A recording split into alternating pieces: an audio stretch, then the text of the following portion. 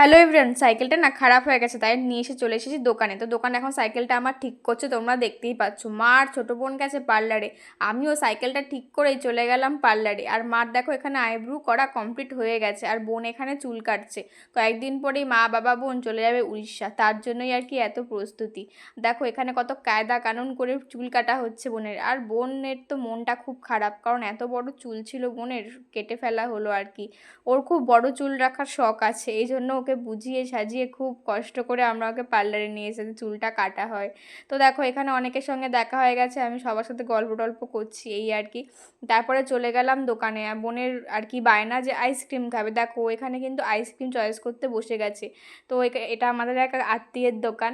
তো এখানে বোন আইসক্রিম চয়েস করছে, আমি আর বোন আইসক্রিম খেতে খেতে বাড়ি চলে গেলাম। টাটা গাইস, দেখা হচ্ছে অন্য কোনো ব্লগে। আর তোমরা কি আমার ব্লগ দেখতে খুব ভালো লাগছে? তো তোমরা অবশ্যই কমেন্ট করো, ঠিক আছে? টাটা।